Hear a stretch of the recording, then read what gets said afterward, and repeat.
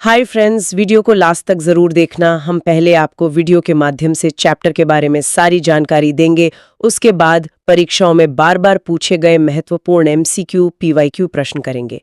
इसलिए वीडियो को लास्ट तक ज़रूर देखें। चलो वीडियो को शुरू करते हैं। पहले थ्योरी, फिर प्रैक्टिकल। हाँ, और ये सीखने का एकदम क्लासिक मॉडल है। पहले एक वैचारिक नींव बनाना और फिर उस पर अभ्यास की इमारत खड़ी करना।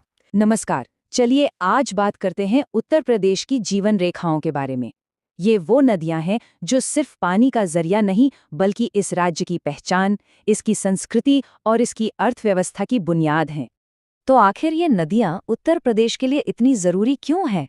सोचिए, ये खेतों को पानी देती हैं, शहरों को एक दूसरे से जोड़ती हैं और ना जाने कितने लाखों लोगों की रोजी रोटी इन्हीं से चलती है। आइए जरा और गहराई से समझते हैं कि ये विशाल नदी तंत्र काम कैसे करता है। तो चलिए कहानी शुरू करते हैं। और हमारी इस कहानी की जो मुख्य किरदार है वो है गंगा, उत्तर प्रदेश की सबसे पवित्र, सबसे महत्वपूर्ण नदी। सबसे पहले जरा इसके आकार का अंदाजा लगाते हैं। गंगा की कुल लंबाई है 2525 किलोमीटर। ये सिर्फ एक नंबर नहीं है, ये दिखाता है कि गंगा कितने बड़े इलाके को सींचती है, उसे जिंदगी देती है। अच्छा, तो ये शानदार सफर शुरू कहाँ से होता है? गंगा निकलती है उत्तराखंड के गंगोत्री ग्लेशियर से और वहां से ये उत्तर प्रदेश के करीब 28 जिलों से गुजरती हुई आखिर में जाकर बंगाल की खाड़ी में मिल जाती है। मतलब सच में पहाड़ों से समंदर तक का एक कमाल का सफर है ये। लेकिन गंगा इस सफर में अकेली नहीं है। कई बड़ी बड़ी सहायक नदियां इसमें आकर मिलती हैं जो इसके बहाव को और भी ताकतवर बना देती हैं। यमुना, घाघरा, गोमती, ये सब मिलकर एक ऐसा जबरदस्त रिवर सिस्टम बनाती हैं जो पूरे इलाके में जान डाल देता है। चलिए अब बात करते हैं गंगा की सबसे बड़ी और सबसे खास सहायक नदी की, यमुना। अगर गंगा मुख्य धमनी है तो समझ लीजिए यमुना उसकी सबसे जरूरी साथी है। ये स्लाइड इन दोनों ताकतवर नदियों को आमने सामने रखती है। देखिए, दोनों ही हिमालय के ग्लेशियरों से निकलती हैं।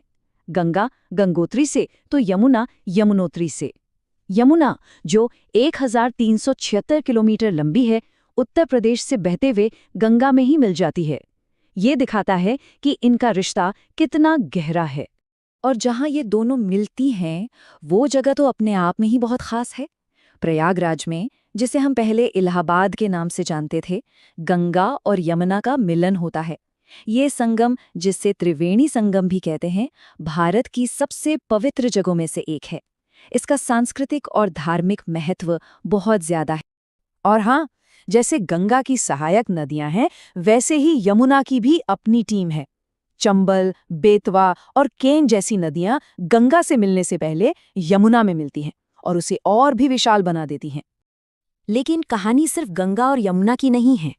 इनके अलावा भी उत्तर प्रदेश में कई दूसरी अहम नदियां हैं जो इस बड़े से नेटवर्क का हिस्सा हैं।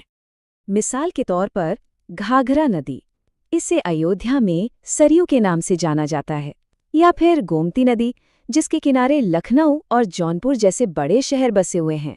और बेतवा को देखिए, ये मध्य प्रदेश की विंध्य पहाड़ियों से निकलती है। हर नदी की अपनी एक अलग ही कहानी है, अपना एक अलग सफर है। और ये लिस्ट यहीं खत्म नहीं होती।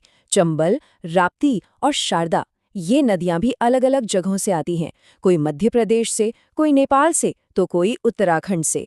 इससे अंदाजा लगता है कि उत्तर प्रदेश का ये नदी तंत्र कितना फैला हुआ और कितना विविध है। जब हमने इस पूरे नेटवर्क को थोड़ा बहुत समझ लिया है, तो चलिए एक छोटे से सवाल से अपनी जानकारी को परखते हैं। तैयार है?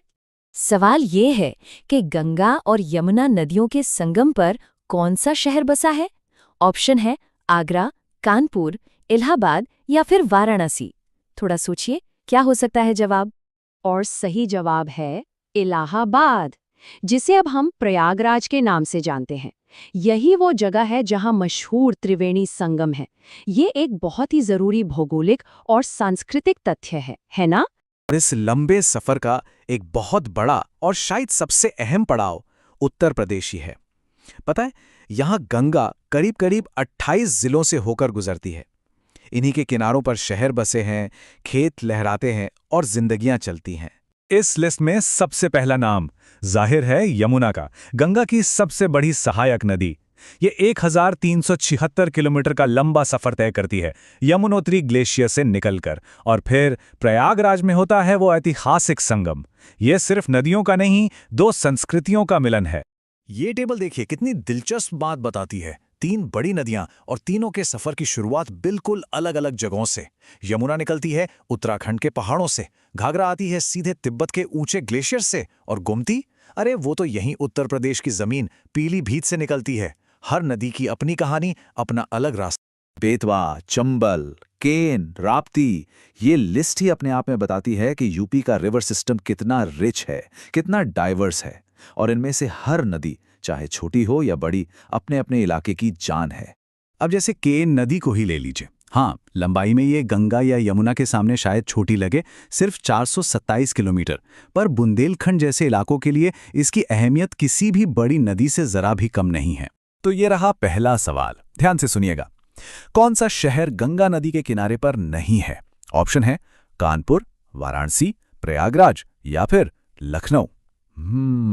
सोचिए जरा। और सही जवाब है लखनऊ।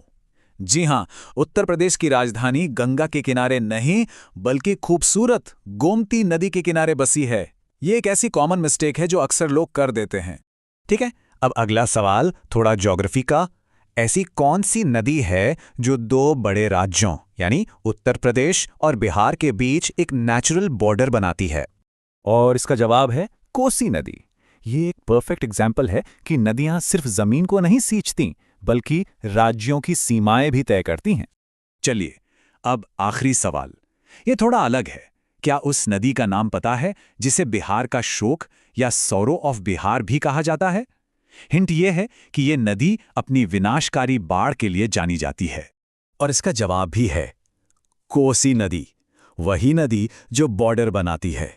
यह हमें याद दिलाता है कि जो नदियां जीवन देती हैं, उनमें विनाश करने की भी कितनी जबरदस्त ताकत होती है। तो इन सब बातों का निचोड़ क्या है? यही कि ये नदियां सिर्फ पानी की धाराएं नहीं हैं, ये तो उत्तर प्रदेश की पहचान है, सिंचाई के लिए, पीने के पानी के लिए और यहाँ की संस्कृति के लिए। ये सब कुछ है।